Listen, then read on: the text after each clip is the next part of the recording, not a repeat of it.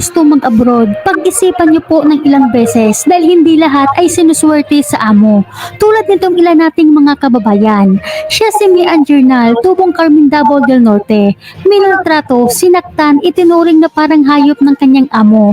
Humihingi ito ngayon ng tulong sa mga mabubuti ang puso na sana'y maipabot sa mga kinataas-taasan sa Pilipinas ang kanyang panawagan, na sana'y matulungan siyang ma-rescue sa bahay ng kanyang amo. Masyado na kasi itong inabuso ng kanyang amo. Nakakaawa ang kalagayan ngayon ni Kabayan. Bukod kasi sa di siya pinapakain ng maayos, ikinukulong pa ito ng kanyang amo. Niwala daw pakialam ang kanyang agency sa nangyari sa kanya ngayon. Kaya't nakikiusap ito sa publiko na tulungan siyang Ayan, nasa na po yung agency? Ayan, so meron na naman po tayong gagawa ng reaction regarding po dito sa dalawa nating kapwa OFW. So mga kasambahay po sila. So kasasabi lang po, saan po yung agency? Yan po yung mahirap sa atin. Once na ibigay ka na sa agency, okay, once na ibigay ka na ng agency sa amo mo, wala na silang pakialam. Hello guys, this is OFW TV, Pinoy TV. Kung hindi pa po kayo nakapag-subscribe, subscribe na po kayo kasi marami po akong mga update about OFW. And kung hindi pa po kayo nakasubscribe kay Bisan Yuno Vlogs, mag-subscribe na rin po kayo. Okay, sige, tuloy lang po muna natin. Pabot ang kanyang video sa makinauukulan para mapansin ang kanyang panawagan. Labis din na nagmamakaawa ang mga magulang ni Kabayan na sana i-share ang video ng kanyang anak dahil ito lang ang tanging paraan na makarating sa mga kinataas-taasan ang panawagan ng kanyang anak. Gustuhin man nila daw magtungo sa OWA para manghingi ng tulong pero wala daw silang pera. Kung pinatupad sana noon pa lang ang monitoring, wala na sanang OFW squad na iiyak at magmamakaawa. Yes, yun po yung sasabihin ko sana, monitoring. Okay? Sige, mamaya, ano natin, bibigyan natin ito ng reaction, yung video na ito. Sige, sige. Ako dahil si Mian Garnal, na diri sa Saudi sa Damam, mag 5 months na ako. Ako nga yun, ta sa inyo, matabangan ko. E dili na ako makayang, hindi na ako makayang sa ikwas akong abo diri. Gibaharan ko niya, tanggalan ko wifi, dinaksyonan, masildo, pakaunon ugugaw nga pagkaon. So yung sinasabi po niya, 5 months na po siya, so Bisaya po siya, no? Yan, may translator naman. Tapos pinapakain siya ng madumi, tapos yung wifi kinakaltas pa sa kanyang sahod. So grabe talaga nangyari kay ate. Pagtulugon sa kawas, tapos gahapon, hapit ko niya gilabayan ng botilya nga na itubig. Mag-action na siya labay sa ko. Hinadlok ko. Tapos ganiha. Kuhaan ko ng kape. Kinagkape lang ko sa kwarto. Kay bawal daw pagkape. Mati magkaon sa kwarto, bawal daw. Unta, matabangan ko ninyo. Magduha na po ko kabulan na nagaluto sa gawas. So ibig po sabihin niya, sa labas po siya nagluluto, sa labas na po rin po siya kumakain. 2 buwan na tapos pinagbabawalan siya magkape, kumain sa kwarto. Guys, ang dito sa Saudi guys, napakainit po yan sa labas.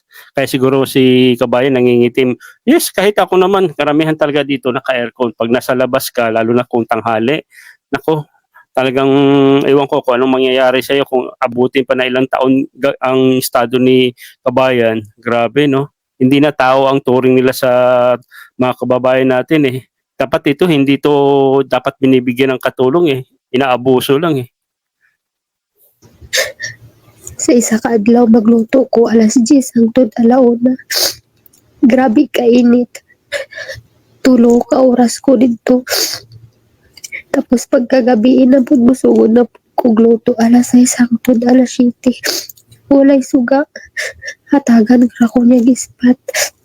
Magduha na ko kabulan nga nagaluto. So bali nagluluto siya ng alas 10 ng umaga, alauna, naku kainitan pa yan. Tapos sa hapon naman, 6 to 7 ng gabi, kainitan din po yun. Grabe. Sa kawas.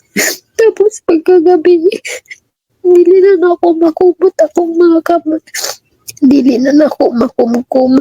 Sobra kang ngulngul. Tamatabangan ko. Kaya nag-igon ako nga mo.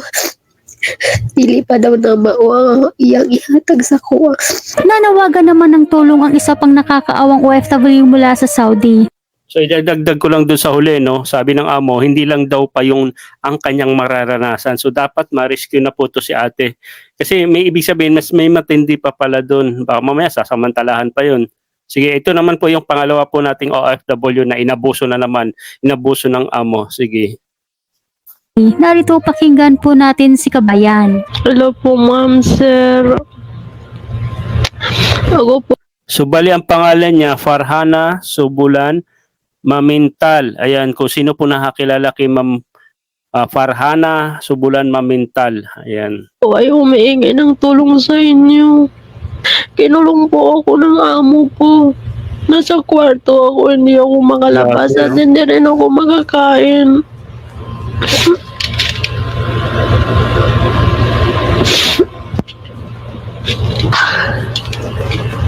Sir, ako po ay humihingi ng tulong sa inyo. Pumunta po ako dito sa Saudi noong March 11, 2019. Until now, hindi pa ako nakauwi.